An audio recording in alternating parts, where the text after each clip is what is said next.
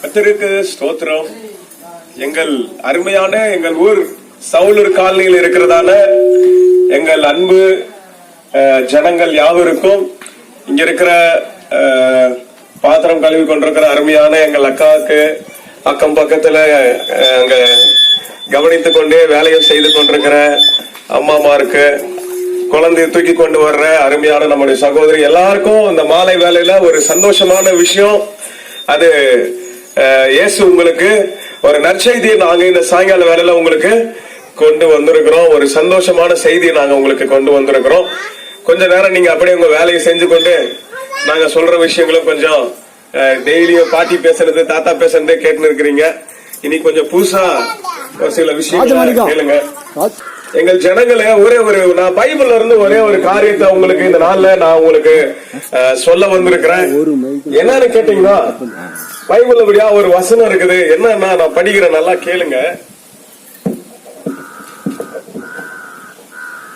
யோவான் எழுதின சுவிசேஷம் 16வது அதிகாரம் 20வது வசனத்துல, மெய்யாகவே மெய்யாகவே நான் உங்களுக்கு சொல்லுகிறேன், நீங்கள் அழுது புலம்புவீர்கள், உலகமோ சந்தோஷப்படும். நீங்கள் துக்கப்படுவீர்கள், ஆனாலும் உங்கள் துக்கம் சந்தோஷமாய் மாறும் என்று ஒரு வசனம் இருக்குதுங்க. இந்த சாயங்கால வேலையில ஒரு நிறைய இடத்துல நம்ம போறோம்.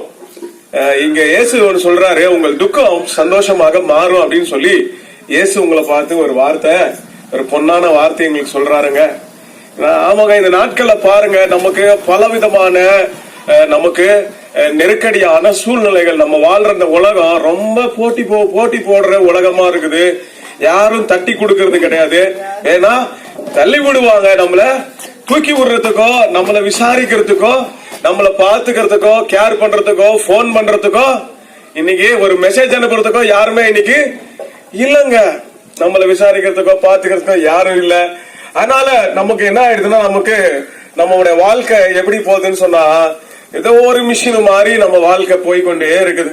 காலையிலே எழுறோம், என்ன செய்யறோம், சாப்பிடுறோம், அதுக்கப்புறமா நம்முடைய வேலைக்கு போறோம், அங்க மாடு மாதிரி நம்ம வேலை செய்யறோம், மறுபடியும் அதே டயர்ட்னஸ்ல வரோம், மறுபடியும் நம்ம சாப்பிடுறோம், தூங்கிறோம். இப்படிதான் நம்முடைய வாழ்க்கை என்ன பண்ணுகிறது, ஒரு மிஷின் மாதிரி போய் கொண்டிருக்கிறது.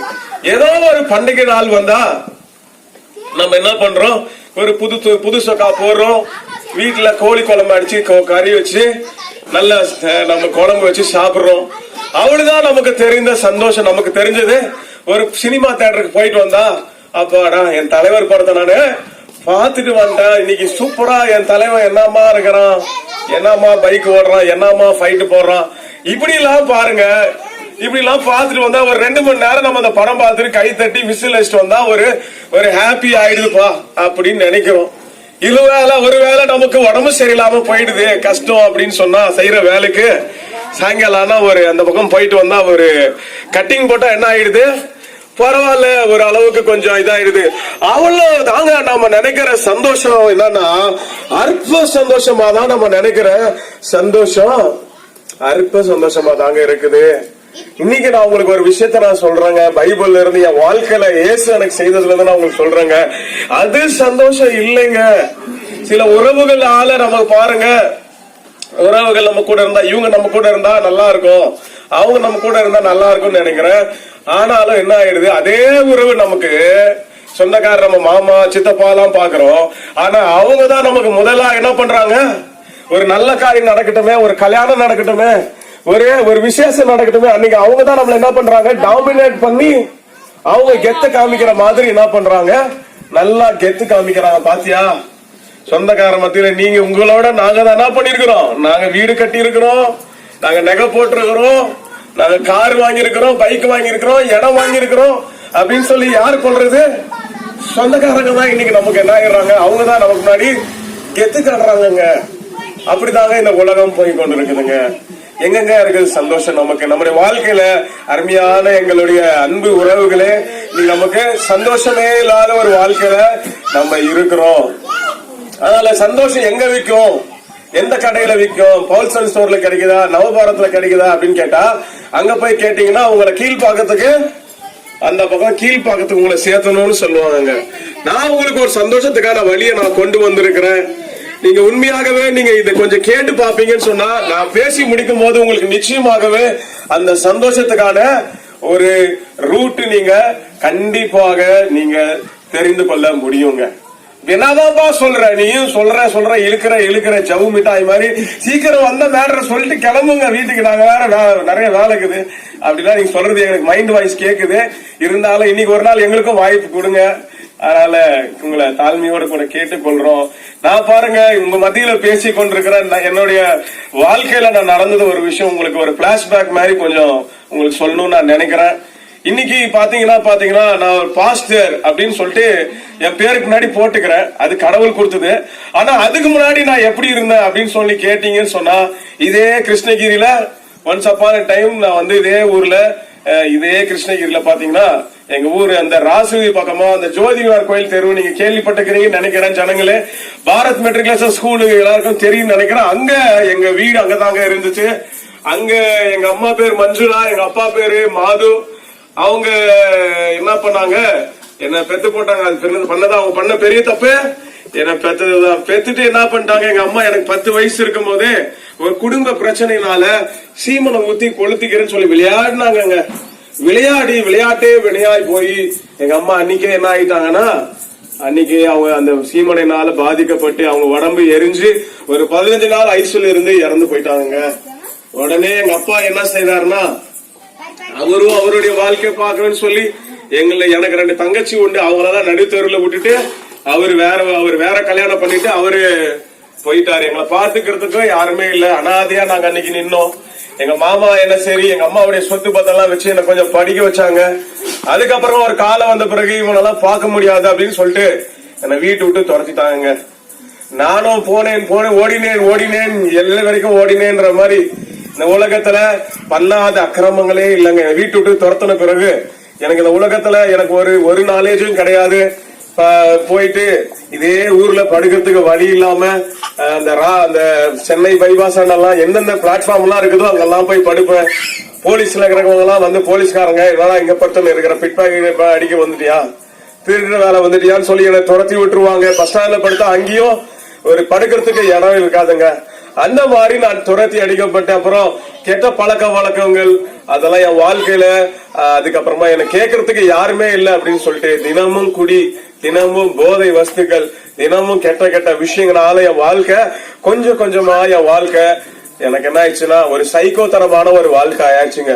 என்ன கேட்கறதுக்கும் பேசுறதுக்கு நான் வாய் விட்டு பேசுறதுக்கு ஒரு நாதி இல்லாதபடிக்கு அதே ஊர்ல மாமன் சித்தப்பான்னு சொல்லி 100கணக்கான சொந்தக்காரங்க எனக்கு இருக்கிறாங்க. ஆனாலும் யாருமே ஒருத்த நம்ம ஊர்ல இருந்து போயிட்டான் அவன் இருக்கிறானா இல்லையான்னு என்ன பார்க்க யாருமே வரலங்க. அது மாதிரி என் வாழ்க்கை போய்கொண்டே இருந்துச்சு. சாப்பிடறதுக்கு நாதியே இல்லை. ஒருவேளை சாப்பாட்டுக்கு வழி இல்லாம கிட்டத்தட்ட பல மாதங்கள் நான் சாப்பாடு தண்ணி இல்லாம இந்த ஊர்ல இருந்தேங்க. என்னடா வழி, நான் பிறந்தது ஒரு தப்பா, நான் பிறந்தது ஒரு சாபமா, என்ன ஏன் எங்க அம்மா பெற்றாங்க, இப்படி இல்லாம ஒரு மனுஷன் வாழணுமா அப்படின்ற மாதிரி. படிச்சதோ கான்வென்ட் ஸ்கூலு, ஆனா இப்ப இருக்கிற நிலைமையோ ஒரு பிளாட்ஃபார்ம் டிக்கெட்டா இருக்கிறேன். என்னடா என் வழி, இப்படி வாழ்க்கையில ஒரு பேசுறதுக்கு ஒரு வழி இல்லையே, துணி மாத்துறதுக்கு ஒரு போட்ட துணியை மாத்துறதுக்கு துணி இல்லங்க. காலையில பாத்ரூம் வந்தா எங்க போறதுன்னு கூட நமக்கு தெரியாதுங்க. ஏதோ ஒரு முழுக்காடு தேடிக்கிட்டு அந்த அளவுக்கு போகிற மாதிரி இருக்கு. எங்கேயாவது கார்பரேஷன் வாட்டர் கிடைச்சா அந்த தண்ணியை தான் குடிச்சு என்னுடைய தாகத்தை தீர்த்து கொள்வாங்க. பசி என் உயிரை குடிக்கும். எங்கேயாவது கல்யாண வீட்டுக்கு போய் எங்கேயாவது சாப்பிடலாம்னு நினைச்சா கூட நான் போட்டிருக்கிற ட்ரெஸ்ஸுக்கு என்ன சொல்லுவாங்க, திருட்டு பையன் வந்துட்டான் அப்படின்னு நினைப்பாங்க. என்னோட கஷ்டத்தை யாருக்குமே என்னால சொல்ல முடியல. ஒவ்வொரு நாளும் சின்ன வயசுல பிறந்ததுல இருந்து சந்தோஷம் தான் என்னன்னே தெரியாம என் வாழ்க்கையில வாழ்ந்து கொண்டே இருந்தேன். கடைசியில சரி என் ஃப்ரெண்டோட ஆலோசனையால ஓசூர்ல வேலைக்கு இருக்கிறாங்க போறாங்க. அங்க போய் ஓசூர்ல வேலை செஞ்சு கம்பெனில வேலை செஞ்சு மாசம் சம்பாதிக்க ஆரம்பிச்சாங்க. சம்பாதிச்சு எனக்கு கடன் பிரச்சனை எதுவுமே இல்ல, நல்லா சேமிக்க ஆரம்பிச்சேன்.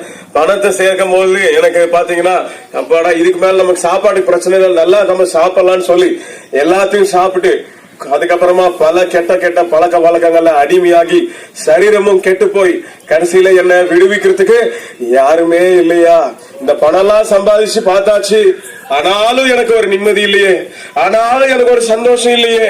நமக்கு கூட நமக்கு இவங்களா இருந்தா சந்தோஷமா இருக்குமா நினைச்சு எனக்கு ஒரு உண்மையான சந்தோஷத்தை என்னால கண்டுபிடிக்கவே முடியல. மத்தவங்க எல்லாம் பார்க்கும் போது எனக்கே ஒரு தாழ்வு மனப்பான்மையா இருக்கும். எனக்கு மட்டும் ஏன் இந்த வாழ்க்கை, எனக்கு மட்டும் இவ்வளவு ஏன் கொடுமை அப்படின்னு சொல்லி பணம் வரும்போது எனக்கு என்ன கிடைக்கல, ஒரு சந்தோஷம் கிடைக்கலங்க. ஒரு நாள் எதிர்ச்சியா என் கூட வேலை செய்யற ஒரு நண்பன் சொன்னா, இந்த மாதிரி ஒரு மீட்டிங் போனேன்னு சொன்னா, அங்க உனக்கு நல்ல ஒரு கடவுளுடைய வசனம் சொல்லுவாங்கப்பா, உனக்காக ஜெபம் பண்ணுவாங்கப்பா, உன் வாழ்க்கை ஒரு மாற்றம் வரும்னு சொன்னாங்க. நான் பாத்தீங்கன்னா அங்க ஒரு 15 நாள் கிளாஸ்ன்னு சொன்னாங்க. அங்க போனா ஏதோ சோறு கிடைக்கும் அப்படின்னு சொல்லிதான் நான் போனது. ஆனா அந்த இடத்துல போகும்போது போய் அங்க 15 நாள் இருந்தேன். அங்கதாங்க இயேசுசாமியை பத்தி அங்க சொன்னாங்க. அங்க ஒரு வார்த்தை சொன்னாங்க, இப்படியாக என்னை அன்றி உனக்கு வேற கடவுள் இல்ல, நான் உன் கடவுள் என்று சொன்னாங்க. அது வரைக்கும் எனக்கு ஒரு என்ன ஆச்சுன்னா, என் வாழ்க்கையில நான் கடவுள்ன்றதே இந்த உலகத்துல இல்லப்பா. இந்த கடவுள்னு இருந்திருந்தா எனக்கு ஒரு அம்மா அப்பாவை கொடுக்காத கடவுள், எனக்கு அந்த அப்படிப்பட்ட கடவுளே தேவையில்லை. அப்படிப்பட்ட கடவுள் இருந்தாலும் எனக்கு என்ன பிரயோஜனம் சொல்லி கடவுளை மறுதளிச்சு கடவுளுக்கு அகேன்ஸ்டா தான் நான் இருந்தேன். ஆனா அன்றைக்கு அந்த வார்த்தை, நான் உண்மையாகவே ஒருத்தர் கடவுள் இருந்தாருன்னா அவரால மட்டும்தான் நான் தான் கடவுள் அப்படின்னு சொல்ல முடியும்னு சொல்லி என் மனசுல பட்டது. அன்னைக்கு அவரை நம்ப ஆரம்பிச்சோங்க. அன்னைக்கு நம்ப ஆரம்பிச்ச பிறகு அன்னைக்கு சாயங்காலம் ஒரு ஜெப கூட்டம் வச்சாங்க. எனக்கு ஜெபம் பண்ண கூட தெரியாதுங்க. அங்க எல்லாரும் சேர்ந்து அங்க என்ன பண்றாங்கன்னா ஜெபம் பண்ணி அவங்க ஜெபம் பண்றாங்க. நான் பிறந்ததுல இருந்தே எனக்கு நானே எந்த ஒரு கிறிஸ்துவ குடும்பத்துல நான் சார்ந்தவன் கிடையாதுங்க. எனக்கு ஜெபம் பண்ணவே தெரியாது. ஆனா இவங்க நான் ஏசப்பாவை நம்ப மட்டும் ஆரம்பிச்சேன். அவர்கிட்ட அன்னைக்கு ராத்திரி நான் ஒரு ஜெபம் பண்ணேங்க. எனக்கு ஜெபம்னா என்னன்னு தெரியும். ஆனா எனக்கு உண்மையான என்னுடைய கஷ்டத்தை சொன்ன கடவுளே, சாமி எனக்கு யாரும் இல்ல சாமி, என் வாழ்க்கையில பிறந்ததுல இருந்தே நான் கஷ்டத்தின் மேல கஷ்டத்தை அனுபவிக்கிறேன். என் வாழ்க்கையில நிறைய பாவத்தின் அடிமைத்தனம் இருக்குது, நிறைய விதமான கவலைகள் என் வாழ்க்கையில் இருக்கிறது. எனக்கு சந்தோஷம் தான் எனக்கு என்னன்னே தெரியல அப்படின்னு சொல்லி, நீங்க இருக்கிறது உண்மைன்னு சொன்னா என்ன நீங்க சந்திங்க அப்படின்னு சொல்லி அன்னைக்கு நான் ஜெபிச்சேங்க. தப்பு பண்ணது எல்லாம், இந்த தப்பு பண்ண அந்த தப்பு பண்ண எல்லாம் சொல்லி அன்னைக்கு ராத்திரி நான் சொல்லிட்டு அதுக்கு அந்த ராத்திரி நான் தூங்குனேங்க. அன்னைக்கு பாத்தீங்கன்னா என் வாழ்க்கையில நான் உண்மையா சொல்றேங்க, உங்களுக்கு முன்னாடி இந்த பைபிள் எடுத்து எந்த மொழிவு மறை இல்லாம உண்மையா சொல்றேங்க. அன்னைக்கு ராத்திரி நான் சந்தித்த, நான் அனுபவித்த, என் மனசை அனுபவித்த அந்த சந்தோஷத்துக்கு எல்லையே இல்லைங்க. இந்த உலகத்துல எவ்வளவு சிற்றின்பம் அனுபவிச்சிருக்கிறேன், அணுவா பாவத்தை அனுபவிச்சிருக்கிறேன். அதெல்லாம் கிடைக்காத ஒரு சந்தோஷம் அன்னைக்கு இயேசுசாமி கிட்ட பேசும் பொழுது எனக்கு கிடைச்சுங்க. பல அடிமைத்தனங்க. நான் தினமும் குடிக்கிற பழக்கம் எனக்கு உண்டு, தவறான படங்களை பார்க்கிற ஒரு காரியங்கள் உண்டு, தவறான எனக்கு நிறைய விதமான கெட்ட பழக்கம். நான் செய்யாத கெட்ட பழக்கமே எதுவுமே இல்லைங்க. அந்த மாதிரி எல்லாமே இருந்தது. ஒரே நைட்ல, ஒரே ராத்திரியில, ஒரே ஜெபத்துல அது எல்லாமே என்னை விட்டு போயிருச்சுங்க. அன்னைக்கு என் மனசு இது வரைக்கும் சின்ன வயசுல இருந்து வைத்து மனசுக்குள்ள வச்சு புழங்கி இருந்த எல்லாமே அன்னைக்கு ஒரு நாள் ஒரு பலூன் வெடிக்கிற மாதிரி எல்லாம் வெடிச்சு, அந்த உள்ளத்துல இருக்கிற அந்த கவலை எல்லாம் வெடிச்சு சிதறி ஒரு பயங்கரமான சந்தோஷம், டன்னு கணக்கா மனசுல ஒரு சந்தோஷம் வந்ததுங்க. காரணம் யாருன்னு கேட்டீங்கன்னா இயேசு கிறிஸ்துங்க. ஆமாங்க, நீங்க இங்க பார்த்துட்டு இருக்கிறீங்க, கேட்டுக்கொண்டு இருக்கிறீங்க. உங்களுக்கு நான் சொல்றேங்க, அதே இயேசு, என் வாழ்க்கையை மாட்டின இயேசு இன்னைக்கு என்ன வாழ வைக்கிறாருங்க. என்ன 3 வேளை நல்லா சாப்பாடு போட்டு இன்னைக்கு அவரே எனக்கு ஒரு அப்பாவா எனக்கு நடத்தி கொண்டு இருக்கிறாருங்க. எத்தனையோ ஆசீர்வாதங்களை நான் அவருடைய கரத்துல இருந்து நான் பார்த்து இருக்கிறேன். இன்னைக்கு உங்களை பார்த்து சொல்றேன், உங்களுக்கு கூட ஒரு வேலை குடும்பத்துல நிறைய கஷ்டம் சொல்லி நீங்க கவலைப்பட்டு கொண்டிருக்கிற, என் பிள்ளை இப்படி இருக்குது, என் பிள்ளை நோய்வாய்ப்பட்டு கிடக்குது, அதுக்கு ஒரு சொல்யூஷன் இல்ல, மருந்து மாத்திரையால குணமாகல, எத்தனையோ மருந்து மாத்திரை பண்ணி எத்தனையோ ஹாஸ்பிட்டலுக்கு போகாத ஹாஸ்பிட்டல் இல்ல, செலவு பண்ணாத பணம் இல்ல, ஆனாலும் எங்க வீட்டுல அவங்களுக்கு சுகமே இல்லைன்னு சொல்லி கொண்டிருக்கிறீங்களா? ஒருவேளை என் வீட்டுக்காரன் டெய்லியும் சம்பாதிக்கிற கூலி எல்லாம் வீட்டுல அவர் குடிச்சு அவரையும் கெடுத்துக்கிட்டு எங்களையும் கெடுத்துக்கிட்டு நாங்க டெய்லி எங்களோட கஷ்டத்தை யார்கிட்ட சொல்றதுன்னே தெரியல, யார்கிட்ட போய் நிக்கிறதுன்னு தெரியலன்னு சொல்லி நீங்க ஒருவேளை மனசுல நீங்க கவலைப்பட்டு கொண்டு இருக்கிறீங்களா? இயேசு சாமி, நான் சொல்றேங்க, என் வாழ்க்கையை மாத்தின இயேசு, அவர் உண்மையான சந்தோஷத்தை கொடுக்கும்படிக்கு அவர் இந்த உலகத்துல வந்திருக்கிறாருங்க. எப்பங்க சந்தோஷம் வரும்? நம்மை படைத்த கடவுள் நம்மோடு கூட இருப்பாருன்னு சொன்னா அதை விட சந்தோஷம் இந்த உலகத்துல வேற என்னங்க இருக்க முடியும்? வேற எதுலங்க இருக்குது இந்த சந்தோஷம்? நீங்களே சொல்லுங்க பார்க்கலாம். நீங்க வேற எதுல சந்தோஷம் இருக்கு சொல்லுங்க பார்க்கலாம். 1 மணி நேரம் சினிமா பார்த்தா சந்தோஷம் கிடைக்கும்னு நினைக்கிறீங்களா? அது முடிஞ்ச பிறகு அதே சோகம் தானங்க நமக்கு வருகிறது. உண்மையான சந்தோஷத்தை கொடுக்க இயேசு கிறிஸ்து என்கிற ஒரு சாமி, ஒரு தெய்வம் இந்த உலகத்துல வந்தாரு 2000 வருஷத்துக்கு முன்னாடி. அவர் நம்முடைய பலவீனங்களுக்காக, உங்க பாவத்துக்காக, நீங்க பட வேண்டிய தண்டனைகளுக்காக அவர் என்ன பண்ணிட்டாரு? உங்கள் பாவங்களுக்காக அவர் சிலுவையில மரிச்சிட்டாருங்க. உங்க பலவீனத்தை மாற்றும்படி அவர் காயங்கள் எல்லாம் ஏற்றுக்கொண்டாருங்க ஐயா.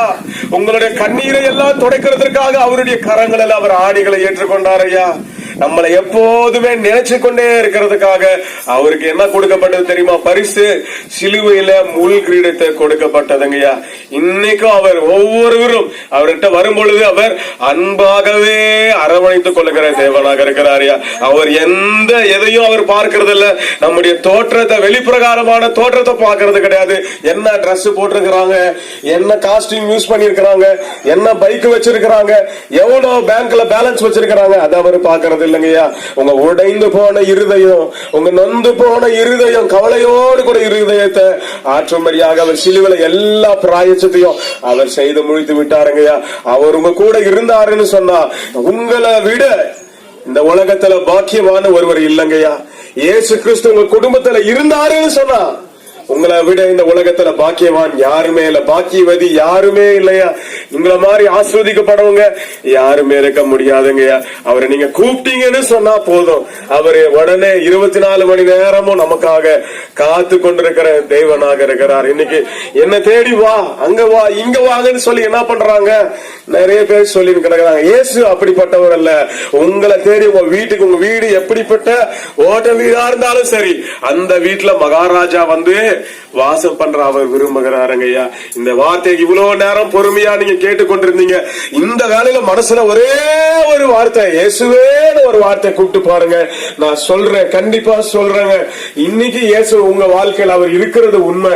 இந்த இடத்துல அவர் இன்னைக்கு இங்க சாயங்காலம் உங்களை தேடி வந்தது உண்மை. உங்களோடு பேசிக் கொண்டிருக்கிறது உண்மை. உங்க கஷ்டத்தை மாத்தணும் அவர் நினைக்கிறது உண்மையா? 100க்கு 100 இது உண்மை. உங்களுக்கு உண்மையான சந்தோஷம் எங்க கிடைக்கும்னா அவர்கிட்ட இருக்குது. ஒரே ஒரு விஷயம், மனசுல இருந்து கூப்பிட்டு பாருங்க. உங்க எந்த கஷ்டமா இருந்தாலும் சரி, நீங்க மனசுல மட்டும் கூப்பிட்டு பாருங்க, இயேசுவே, இயேசுவே, இயேசுவே, எங்க குடும்பத்துக்குள்ள வாங்க இயேசுவே, எங்க வியாதியை மாற்றுங்க இயேசுவே, எங்களுடைய கவலையை மாற்றுங்க, எங்களுடைய கடன் பிரச்சனைகளை மாற்றுங்க இயேசுவே, எங்களுடைய அப்பா நாங்க விழுந்த இடத்துல எங்களை தூக்கி நிறுத்துங்கப்பா அப்படின்னு சொல்றீங்களா? இயேசு உங்களை ஆசீர்வதிப்பாருங்க ஐயா. அம்மா, இயேசு உங்களை ஆசீர்வதிப்பாரு. உங்க குடும்பத்தை ஆசீர்வதிப்பாருமா, உங்க தலைமுறையை ஆசீர்வதிப்பாருமா. நான் உங்களுக்காக இப்பொழுது கூட நான் ஜெபம் பண்றேன். ஒரு உண்மையான சந்தோஷத்தை கொடுக்க இயேசு வந்தார். அவங்க கூட இருந்தா சந்தோஷம். இந்த நாள நான் ஜெபிக்கிறேன், உங்களோடு கூட அவர் இருப்பார். இயேசுவே, இயேசுவே, இந்த காலனி மக்களுக்காக, ஆண்டவரே, எங்க சவுலூர் காலனி மக்களுக்காக பரலோக தேவனே நாம நோக்கி ஜெபிக்கிறோம் ஐயா. தகப்பனே, சந்தோஷத்தை கொடுக்க வந்த தெய்வம் அப்பா, நீர் எங்களோடு இருக்கும் பொழுது பரிபூர்ண சந்தோஷம் ஆண்டவரே. உங்கள் துக்கங்கள் சந்தோஷமாய் மாறும் என்று சொன்னீங்கப்பா. தகப்பனே, இந்த கிராமத்தில் இருக்கிற எல்லாருக்கும் பரிபூர்ண சந்தோஷம் உண்டாகட்டும் அப்பா.